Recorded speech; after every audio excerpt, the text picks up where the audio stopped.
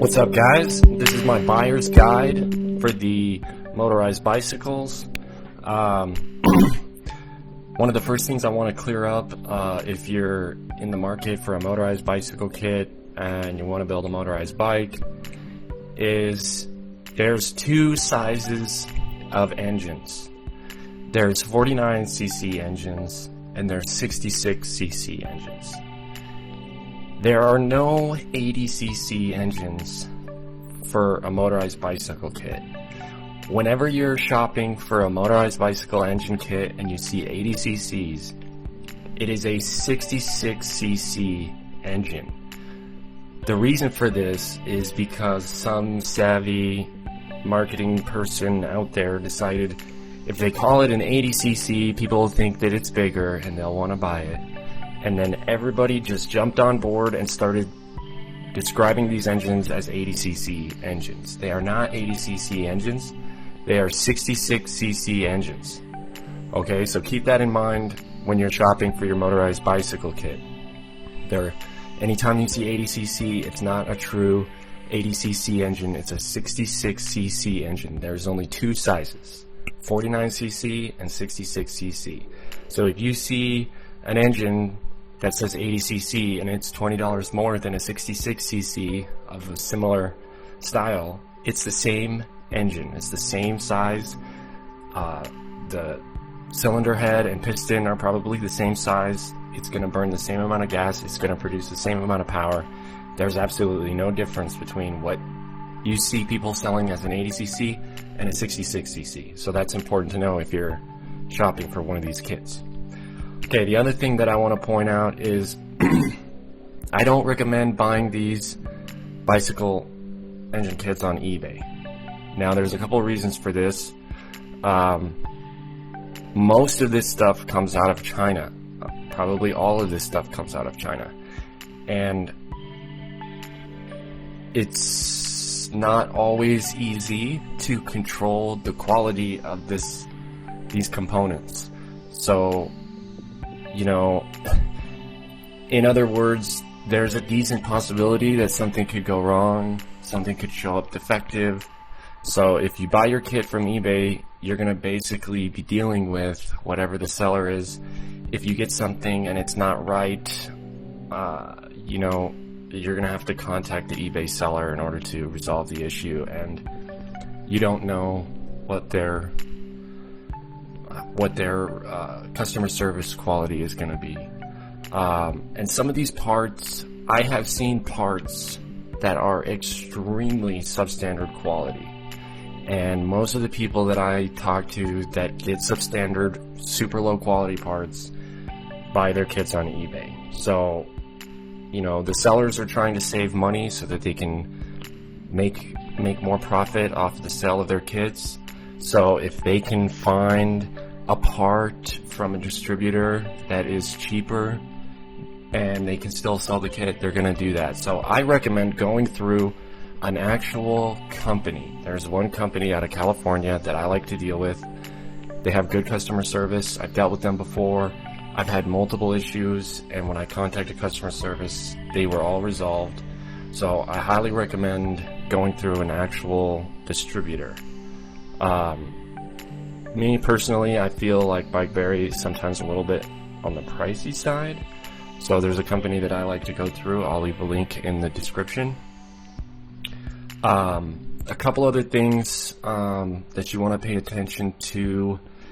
If you're building this bike as a hobby, you'd probably be okay with a standard kit.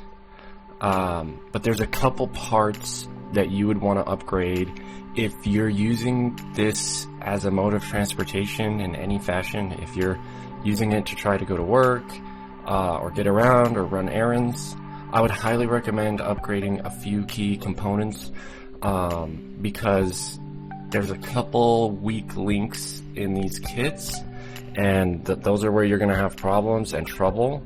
And you don't want to be in the middle of nowhere 20 miles away from where you want to be and have a problem with your bike if it's your only mode of transportation. So there's a couple key parts that you can use that really can help you out and give you a lot more reliability.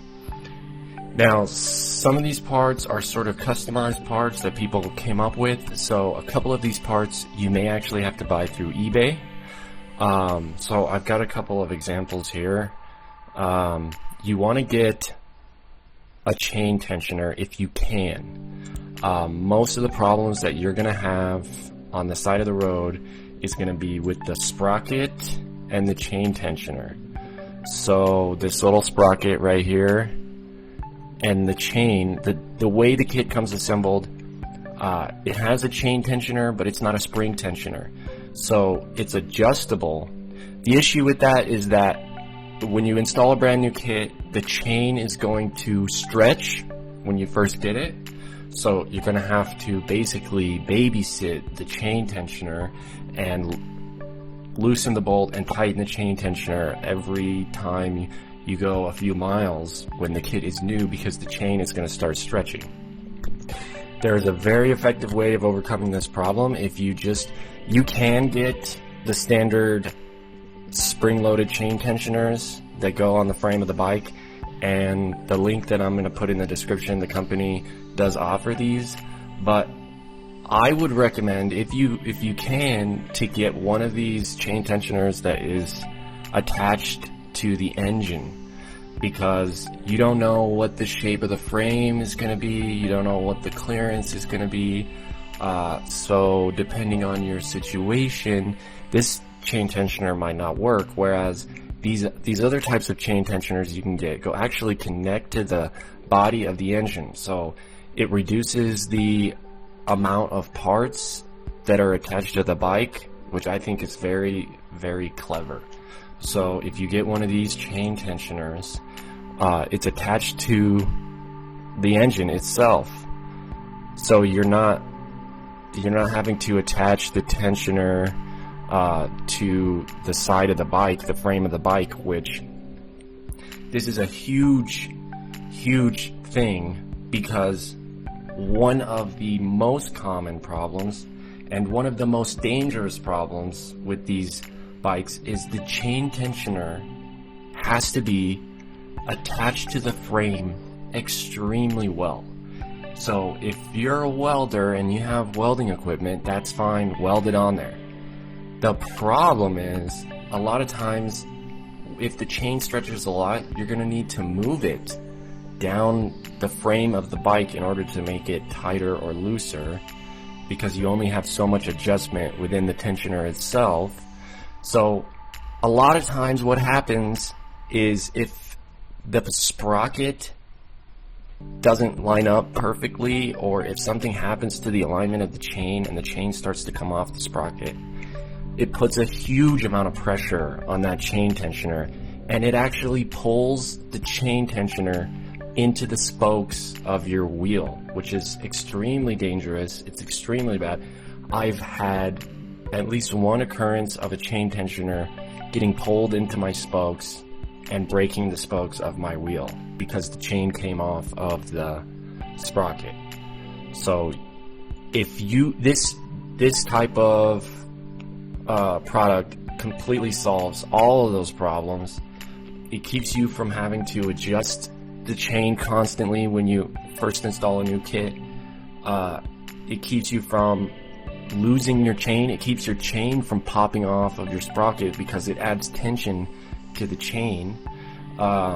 This also could be really useful if your bike has a rear suspension configuration, because some of these bikes that have a suspension in the middle of the frame will kind of bend, and the only way that you could possibly put a motorized engine on that bike is if you have a spring-loaded chain tensioner to adjust the tension as the frame bends in the middle. Otherwise, every time the frame bends, the chain is either going to come loose or get too tight and pull the tensioner into the spokes, which is very, very bad.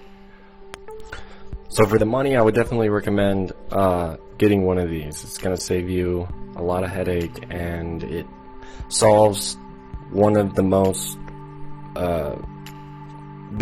biggest safety issues involved with these motorized bicycle kits, which is important. I mean, having your chain tensioner get pulled into your spokes while you're flying down the road at 30 miles an hour is not very advisable. So the other component that I want to touch on here is the sprocket, the rear sprocket, and the pineapple kit that attaches it to the wheel. You can get a CNC sprocket, and if you can afford it, I would recommend it. You could probably manage without it, especially if you're doing this as a hobby. And you could probably manage without a CNC sprocket. But if you're going to upgrade any part other than the chain tensioner and you have the budget for it, I would highly recommend getting a CNC sprocket. And here's the reason why. The reason why is because the sprockets that come with the kits are casted metal. And I've seen tons of these sprockets, and I have never seen one that is true. In other words, straight. What happens in the casting process is that when the metal cures, it warps.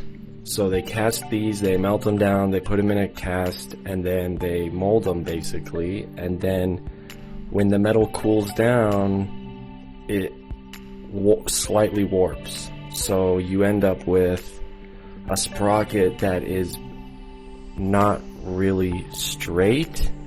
So it creates issues as far as having the chain come off. If the sprocket's not true and it's on the wheel and it's spinning around, the chain is going to be wiggling to the left and right slightly, and this could easily cause the chain to come off the sprocket. And you know, if the chain comes off the sprocket, it could pull your chain tensioner into your spokes. It could just come off and not really do anything. But if it pulls the chain tensioner off the spokes, it's gonna mess up your spokes, and you're gonna have to either get a spoke tool and figure out how to replace your spokes, or you're gonna have to get a whole new wheel. The other part of this is the pineapple ring that attaches. What this does is these two pads go in between the spokes, and then these go on the back side. So they're a little bit difficult to install. They're kind of tough to install. You have to get your hand in between the spokes of the wheel and put them on there. Then you have to put a nut and a bolt on each of these holes. The other problem with it is that it's difficult to get everything trued up because these are soft. They're not really precise. So once you put all the nuts and bolts in here and pinch your hands through all the spokes and go through all the trouble of getting them on, you have to spin the wheel and look at it and see how true it is. And if it's not true, you have to start tightening the nuts and bolts on the sprocket to try and adjust for that and try to get it true. So there's a fair amount of work involved in this.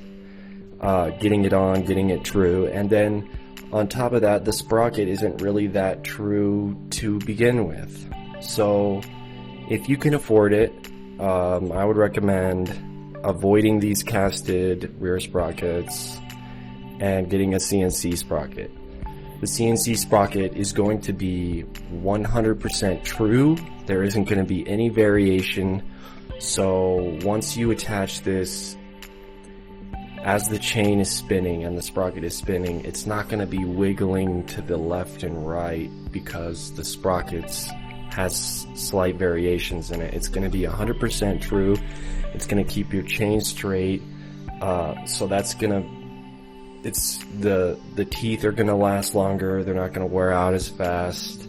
Not only on this sprocket, but on the other sprocket on the engine, because if your chain is wiggling back and forth constantly, it's going to wear these teeth down. The other thing is this bracket that attaches to it is 100 times easier to attach. It is way easier to put on, and when you put it on, it's almost guaranteed to be completely true. You may have to adjust a little bit, but it's going to be true. It's going to be straight. You don't have to deal with the variations. You don't have to deal with the sprocket not being true. So you're going to get a much better result. And if you're building a bike to get to and from work, I would recommend spending the extra money and getting the CNC sprocket. Alright guys, there you have it. This has been the buyer's guide for building your custom motorized bicycle with a custom motorized bicycle kit. My name is Paul and I'm with Underground Custom Cycles. I will try to leave some links in the description of not only the company that I go through or that I like to go through that has good customer service, but also possibly some links for the chain tensioner products on eBay. Maybe I'll put some links to some sellers for that. But if you're building a kit and you get the CNC sprocket and you get the chain tensioner, you're not really going to have any significant problems that you usually get with these kits. All the issues I've had have basically been with those parts that I talked about. So if you buy a kit and you upgrade those parts, you're going to have a much better chance of getting to and from work without being late or having problems or issues creep up because your chain tensioner pulled into your spokes or came off your sprocket, and now you're on the side of a road with a 65-pound bike. And yeah, so that's what I recommend if you can afford it. If you're just doing it as a hobby, you could definitely get away with just doing a straight kit and putting it on. But those are the key things that I would recommend definitely taking a look at when building one of these kits. Thanks guys, have an awesome day. If you want to see information about porting and polishing these engines to get better performance out of the engines, especially if you're using a 49cc, it definitely would help performance to do a port and polish. So I have a video about porting and polishing these engines that's very useful, has diagrams, and also if you want to see those diagrams, I have a blog at undergroundcustommotorbikes.com, so you can go there and click in the blog section and see those diagrams. That basically it's an outline of how to port and polish these engines. So that's it guys, thanks for watching and happy biking. Talk to you soon.